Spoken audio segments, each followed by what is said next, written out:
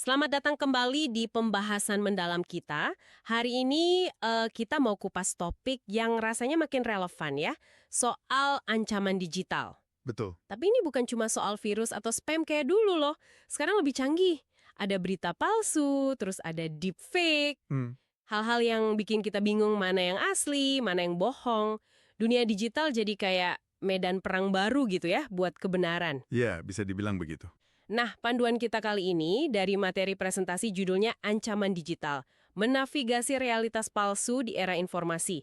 Jadi misi kita bareng Anda, kita bongkar gimana sih cara kerjanya ancaman ini, terus dampaknya apa, dan yang paling penting gimana cara kita melindungi diri, oke?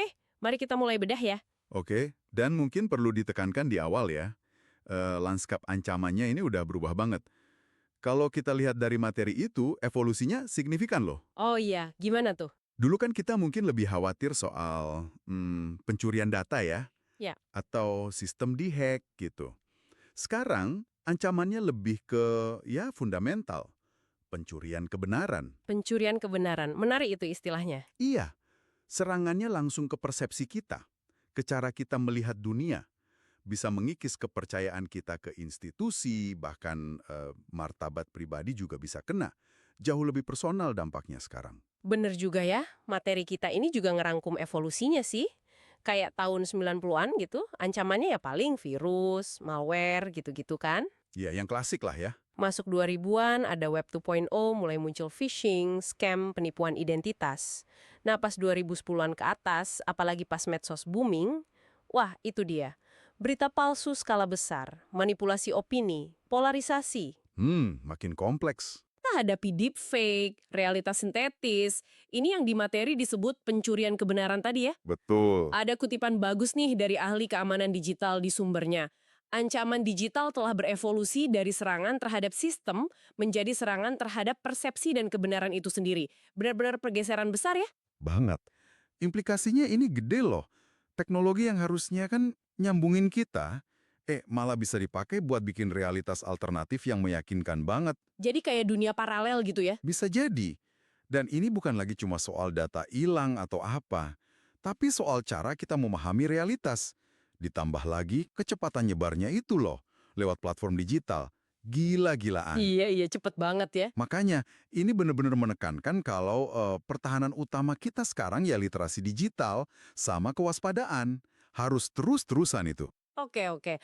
Nah, ngomongin soal perang persepsi tadi, salah satu senjata utamanya kan berita palsu ya? Ah, iya, itu dia. Materi kita ini definisikan berita palsu itu sebagai ya informasi format berita tapi sengaja dibikin menyesatkan.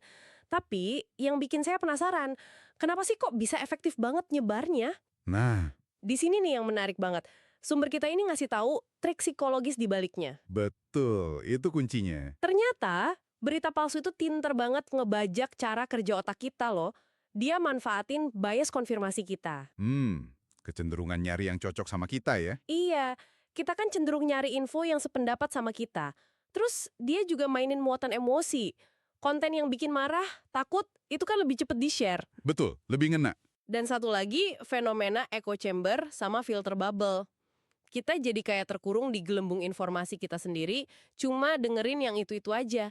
Jadi makin yakin sama apa yang kita percaya, entah itu benar atau salah. Ini bukan sihir, tapi memang eksploitasi psikologi kita banget. Dan platform media sosial, wah itu jadi kayak mesin pendorongnya ya, seperti dianalisis di materi ini. Ada beberapa faktor penting. Apa aja tuh? Pertama, model bisnisnya. Mereka kan untungnya dari perhatian kita, dari berapa lama kita nongkrong di platform itu, bukan dari bener nggaknya konten. Oh iya benar juga. Kedua, algoritmanya seringkali lebih mentingin engagement, jumlah likes, share, komen daripada kebenaran isinya. Konten sensasional, biar salah, seringkali lebih menang. Makanya yang heboh-heboh cepet viral ya. Nah, itu dia. Terus, ditambah lagi gampangnya kita berbagi instan kadang tanpa mikir, tanpa cek dulu. Dan yang serem, micro-targeting. Micro-targeting. Maksudnya? Pesan-pesan manipulatif itu bisa disesuaikan banget secara personal ke profil psikologis Anda. Jadi pesannya bisa beda-beda buat orang yang beda. Biar lebih ngena.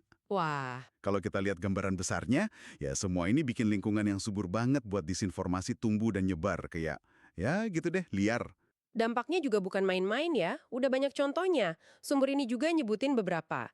Di politik, kita ingatlah pemilu AS 2016, ada campur tangan disinformasi dari Rusia katanya. Iya, itu rame banget kasusnya. Terus di kesehatan, pas pandemi COVID-19 kemarin, misinformasi soal vaksin itu kan bahaya banget, bisa bikin orang nggak mau vaksin. Iya, banyak korban jiwa juga gara-gara itu. Secara sosial juga ada kasus di Myanmar itu, yang kekerasan ke etnis Rohingya, katanya disinformasi di Facebook jadi salah satu pemicunya. Mengerikan ya kalau sampai segitunya. Makanya benar kata peneliti media digital di materi ini, berita palsu dapat mengancam stabilitas demokrasi dan kesehatan masyarakat. Ini bukan sekedar hoax iseng-iseng, serius ini. Betul-betul serius. Nah, kalau berita palsu itu kan memanipulasi informasi yang udah ada ya. Sekarang kita geser dikit ke ancaman yang lebih gila lagi mungkin ya, di mana realitas itu sendiri bisa diciptakan dari nol, deepfake. Ah iya, ini level berikutnya. Ini benar-benar ancaman buat konsep melihat adalah percaya kan. Materi kita definisikan ini sebagai media sintetis, bisa video atau audio, di mana muka, suara, atau tindakan orang itu dimanipulasi tapi hasilnya realistis banget. Susah dibedain kadang. Iya, teknologi di baliknya katanya pakai AI ya, sering disebut GAN, Betul, Generative Adversarial Networks. betul. Gen itu.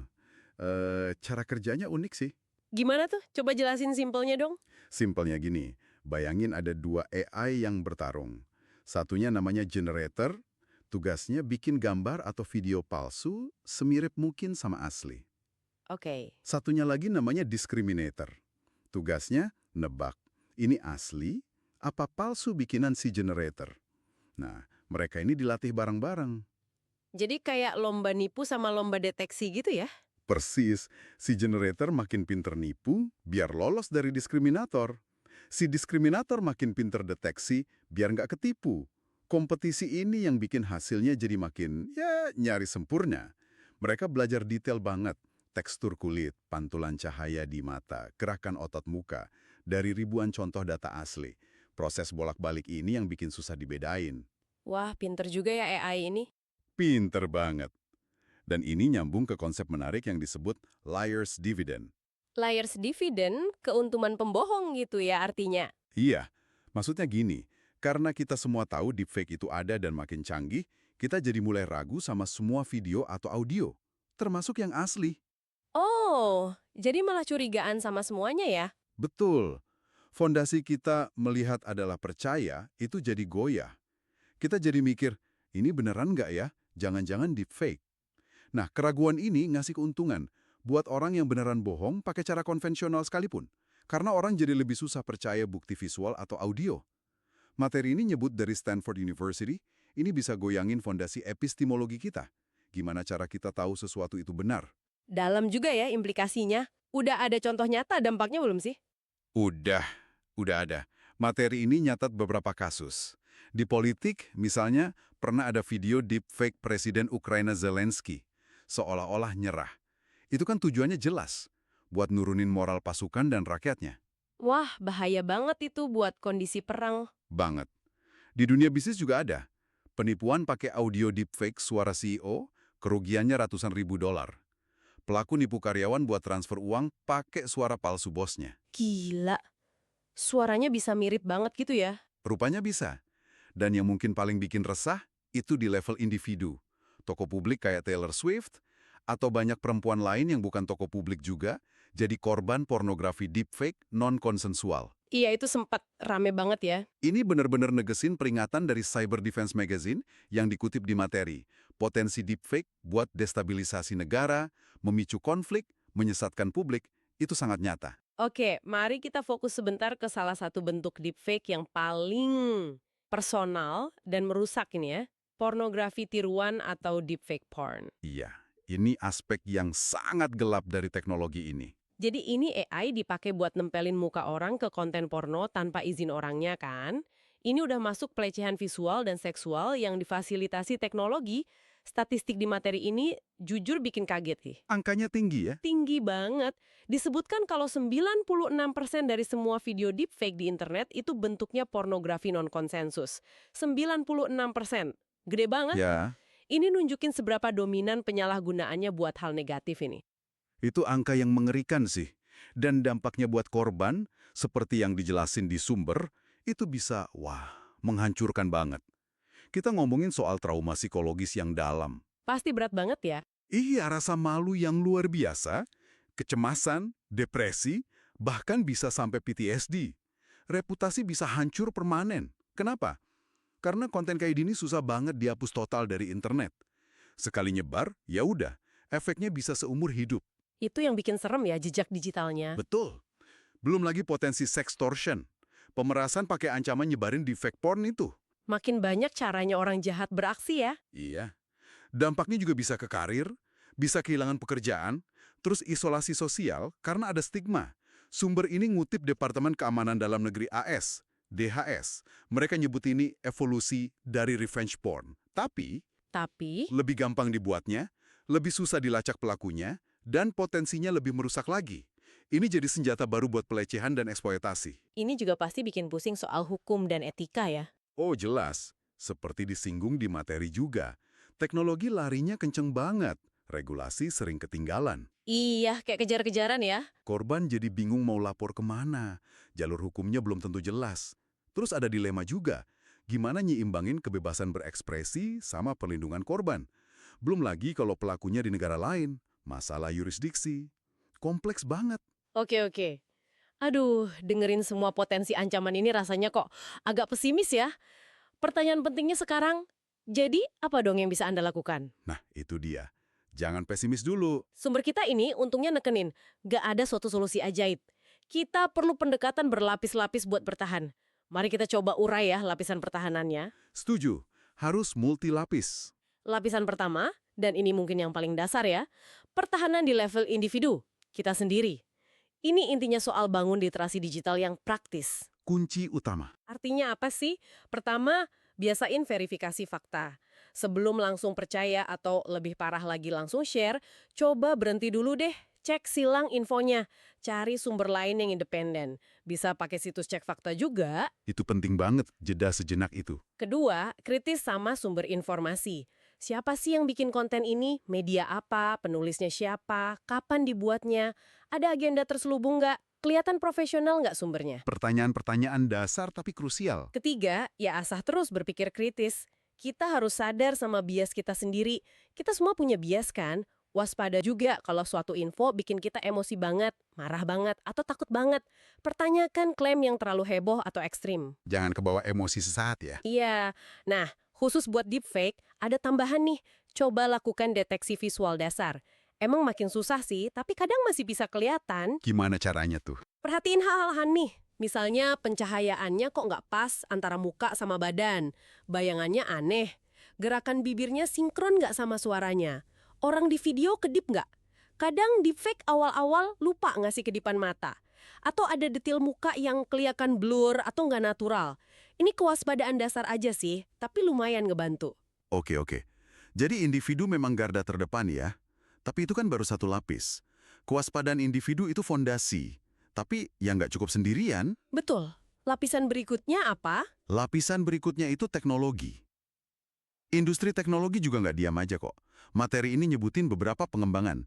Ada watermarking kriptografis, Itu apa lagi? kayak cap air gitu. Mirip, tapi lebih canggih. Semacam sidik jari digital yang ditanam di media asli buat buktiin keasliannya. Terus ada algoritma deteksi AI yang terus dikembangin dan dilatih buat ngenalin pola-pola manipulasi yang nggak kasat mata manusia. Jadi AI a while AI lagi ya? Bisa dibilang gitu. Terus ada juga analisis forensik digital, buat investigasi kalau udah kejadian. Dan di platform-platform biasanya ada filter konten otomatis buat nyoba nangkal penyebaran di awal. Meskipun ini juga masih banyak tantangannya. Ini upaya teknologi lah, buat bantu kita bedain mana asli, mana palsu. Oke, jadi ada bantuan dari teknologi juga. Terus? Lapisan ketiga, ini penting banget. Kebijakan dan regulasi. Pemerintah dan pembuat kebijakan punya peran. Ini termasuk bikin undang-undang spesifik, misalnya yang ngelarang tegas pembuatan dan penyebaran deepfake non-konsensual. Biar ada payung hukum yang jelas ya? Betul. Terus memperjelas tanggung jawab platform digital. Mereka nggak bisa lepas tangan gitu aja. Harus ada kewajiban buat moderasi konten, deteksi disinformasi. Lalu penting juga kerjasama internasional, karena internet kan nggak kenal batas negara. Dan tentunya program edukasi publik skala nasional biar kesadaran masyarakat luas meningkat. Jadi ada peran pemerintah dan hukum juga. Lengkap ya lapisannya. Masih ada satu lagi, lapisan kolektif. Ini tentang kita semua sebagai masyarakat. Membangun kesadaran bareng-bareng. Pendidikan yang terus-menerus, nggak cuma di sekolah, dan kerjasama lintas sektor. Pemerintah, industri teknologi, akademisi, masyarakat sipil, media, semua harus gerak bareng. Gotong royong gitu ya. Iya, literasi digital di sini bisa kita lihat kayak kekebalan kawanan atau herd immunity di dunia informasi. Semakin banyak orang yang kebal sama hoaks dan disinformasi, semakin susah dia nyebar luas. Benar kata ahli keamanan digital di sumber tadi. Pertahanan terkuat itu ya pendekatan multilapis yang terintegrasi. Nggak bisa cuma andalin satu pihak. Oke, jadi kalau kita rangkum nih dari materi yang Anda berikan tadi, ancaman digital itu udah berevolusi ya. Nggak cuma nyerang sistem, tapi nyerang inti kebenaran kita. Tepat sekali. Berita palsu dan deepfake itu jadi alat manipulasi yang canggih banget. Dan dampaknya nyata, luas lagi. Tapi kita nggak perlu pasrah juga. Betul, ada harapan. Ada banyak lapisan pertahanan yang bisa kita bangun bareng-bareng, dan itu dimulai dari diri kita sendiri, dari Anda masing-masing. Literasi digital sama kewaspadaan pribadi jadi kunci banget. Mungkin mantra verifikasi sebelum berbagi itu harus jadi kebiasaan baru kita ya. Harus, wajib malah. Seruan tindakan dari sumber ini juga jelas kok. Tingkatkan literasi pribadi Anda, ajarkan juga ke orang-orang di sekitar Anda. Jangan diam aja kalau lihat konten berbahaya, laporkan. Dan dukung upaya-upaya kolektif buat jaga ruang digital kita biar tetap sehat dan bisa dipercaya. Memang, ini perjuangan yang nggak akan berhenti dalam waktu dekat ya. Kita ini ada di tengah upaya buat mempertahankan nilai kebenaran di era yang, ya, banjir distorsi informasi. Ini bukan cuma soal teknologi loh. Tapi soal apa dong? Ini nyentuh krisis kepercayaan yang lebih dalam. Kepercayaan pada cara kita dapat info, cara kita proses info, bahkan kepercayaan pada sesama. Iya juga ya, jadi gampang curiga sama orang lain. Makanya tanggung jawab ini harus dipikul bareng. Oleh kita sebagai individu, oleh platform teknologi yang punya kekuatan besar, dan oleh para pembuat kebijakan yang ngatur mainnya. Tujuannya jelas, jaga integritas ruang publik digital kita. Kita harus pastikan teknologi itu memperdayakan kita, bukan malah nipu kita. Ini pertarungan penting, biar kebenaran itu tetap bisa dicari, ditemuin, dan dihargai. Sebagai penutup, kami mau ninggalin Anda dengan satu pemikiran buat direnungkan. Ini terinspirasi dari semangat materi kita tadi. Silakan. Mengingat betapa mudahnya realitas bisa direkayasa hari ini, pertanyaan penting untuk Anda renungkan mungkin bukan lagi apa sih yang nyata, tetapi bagaimana kita memutuskan apa yang kita anggap nyata, dan tanggung jawab apa yang menyertainya. Pertanyaan yang bagus untuk direnungkan. Terima kasih banyak sudah menyimak pembahasan mendalam kita kali ini. Semoga ada perspektif baru yang bisa Anda bawa pulang ya. Sampai jumpa di lain kesempatan.